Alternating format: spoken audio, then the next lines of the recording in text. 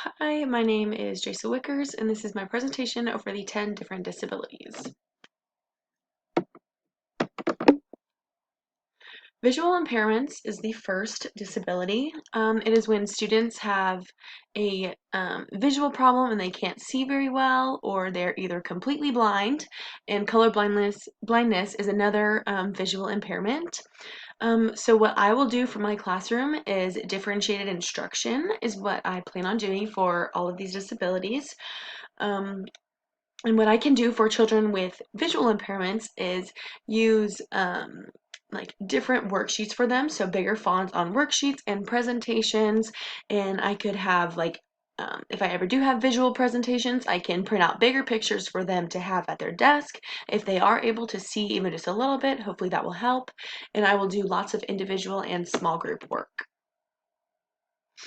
Emotional and behavioral disorders, the characteristics are students have it is the inability to build or maintain relationships with your peers or teachers, and they have a harder time learning and comprehending some of the content. And so what I will do is I plan on doing teacher check-ins at the beginning of the day and at the end of the day. So at the beginning of the day, I will ask them, how was their night? Did they get their homework done? How are they feeling this morning? And then at the end of the day, I will ask, how was your day? Did you have a good day? Were there any behavioral issues? Do you have any homework? And what else do you have to do? And how was your day? Things like that. And I will give them plenty of breaks whenever they ask, or if they are needing one because they are acting out. And then I'm going to do a reward system. So if they have good behavior all week, or if they get all of their tasks or assignments done all week long, then they will earn a reward on Friday. And that reward can be a prize, candy, a drink, a snack, less questions on homework, things like that. ADHD. So characteristics of ADHD, students have a lack of focus because they have a shorter attention span, and so they're pretty hyper and they fidget a lot. And so having flexible seating in your classroom will be great for students with ADHD, and having flexible seating for all classes and all of your students is also great because lots of students need just flexible seating because every student moves around, and that helps with focusing. And also another thing I will do with to help my student with ADHD is I will help them organize their folders, their assignments, things like that, so they know what they have to do and they aren't like they don't know what's going on. And then another thing is I will offer multiple ways for them to do an assignment or a test. So they can do it like create a video, create like a blog, they can create a presentation, they can create an essay if they want, excuse me, or they could do like a speech. And so I will give them that option. I will give all my other students that option as well. Communication disorder is up next, and a communication disorder is when a student has difficulty understanding and interpreting visual cues and images, and verbal and non-verbal cues as well. But they also have difficulty pronouncing certain words, certain letters, so sometimes they can't pronounce R words or the R sound or S's, or they might have a lisp. And so what I will do is these students who have a communication disorder usually have an SLP that they work with. So I will refer to the SLP and ask what I can do to help them out in class. And something that I will do is work in small groups with them or in pairs, and I will not have them do a speech in front of the class. I don't want to have any of my students do that because I know it's very nerve-wracking, so it's better to do it in front of a smaller group instead of the whole class. Specific learning disabilities. So it can be a reading or a math disability. They have trouble with memory, comprehension, and sometimes it's just social and emotional needs as well. So, like dyslexia is an example of a reading disability, but what I can do as a teacher is break down the content into smaller parts for them so that way they can understand and they can learn at their pace that they are needed, because they are going to be a little bit behind of their peers and their age level. So by using visuals and breaking down the content, that will definitely help them. And using graphic organizers is a great way for students to learn, because they get to visually see what they're learning, and they can organize it, and they can put it, like say you're sequencing a story, so beginning, middle, and end. That will help them comprehend what happened in the beginning, in the middle, and then in the end.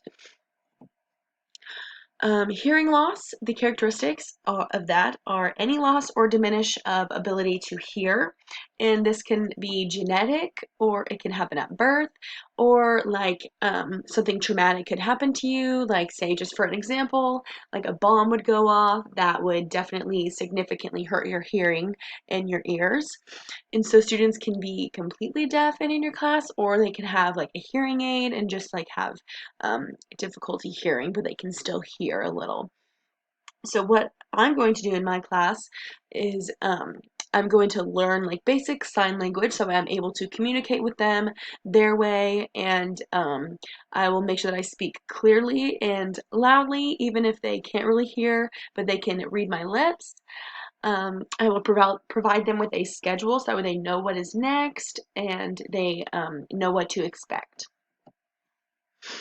A traumatic brain injury is next, and the characteristics of that are it is an injury to the brain that is caused by an external factor, so like a car accident, sports, or even abuse. And this causes physical, mental, and emotional changes to the body and to your mind. So what you can do as a teacher, and what I will do, is give them little shorter lessons and give them plenty of brain breaks, because they literally have a brain injury, so their brain cannot take in all that information for a whole school day. They definitely need breaks to make sure that they comprehend, and they just need to get away from school for a couple of minutes. That way they aren't overloading their brain. And I will give a very structured schedule, so that way they know what is coming and what we're doing next, and that way they just have a good understanding of what the day is going to look like. And that way, like if there's any changes or anything, I can let them know on our schedule. That way it's like they're expecting it and it's not just a surprise. An intellectual disability. So an intellectual disability is characterized by significant limitations in both intellectual functioning and adaptive behavior. There are issues with social interaction, practical skills. So these students, it's best to work in smaller groups, because that way they're not overloaded with students in a whole class and they're unable to focus, because since they do have an intellectual disability, they're slower, or they are a little bit behind of average of what their age should be. So say that their intellectual disability, they like are it's hard for them to comprehend some things like at their own age. And so using small steps and breaking down the content and using content that they are interested in, like creating reading for them about something that they like or something that they enjoy, that would help a lot, because that would keep them engaged and interactive in the content or in the lesson. So physical disabilities, the characteristics, so it's any physical condition that affects motor skills, stamina, dexterity, and mobility. Something that I will do as a teacher, if I have a student that struggles with motor skills, I probably won't have them cut a lot or do a lot of hands-on working. So say I have them cut out like a Christmas tree, and it takes a normal, like a gen ed student 2 minutes to do, not even, and it takes them like 10 or 15. I would need to give them extra time later on, or I could assist them, or I could allow one of their peers to assist them. And then having a flexible classroom setup. So say that I have 3 big circles of desks in my classroom and there's not much space left. It will be hard if a student with crutches, a wheelchair, or a cane, it's going to be hard for them to maneuver around the room if they don't have any space. Like a wheelchair won't be able to fit through all of those desks to get to my desk, to get to another friend's desk, or even to their own desk. So make sure that you have a flexible classroom to where anybody can get up and move around and there's plenty of room. The last one is autism spectrum disorder. So there are high functioning and low functioning students. Every child is different. No one is the same. Some students love social interaction. Some absolutely do not want any part of it. And some students are very intelligent, and there are others that are not very intelligent. And there are also there are lots of autistic children that are nonverbal, so they don't really speak, and so they might like make noises or they might like yell or scream, but they're not doing it like that's just how they communicate. And then there are some that are really good talkers and they are able to have a conversation with you. So it just depends on the student that you're with. So make sure that you know about that student before you create like a lesson plan or something for them to do or for your whole class. By having a strict routine and schedule helps them out a lot because they like to have like the same routine every day. So if there's anything new that's coming up, say that in 2 weeks, you guys are gonna go to like a concert or something for school. Make sure that you start to let them know ahead of time. Be like, hey, on this day we're gonna go here. Hey, don't forget about the concert. Don't forget about this. Like remind them, do something every day so that way they know, and that way it's expected. Because if something changes or if there's like um, something happens like really fast and it's like a random change, they're going to get really flustered and they won't know what to do. But another thing that they need is structured activities, brain breaks, and flexible seating. And then something else that I will do is connect to their interests. So, say that a student loves dinosaurs, I'm going to create a lesson for them to like work to think about dinosaurs. So, reading a book about dinosaurs and then have them fill out a worksheet about dinosaurs. They would love that and they would want to do that because it's something that they're interested in. So this is the end of my presentation. Thank you for listening.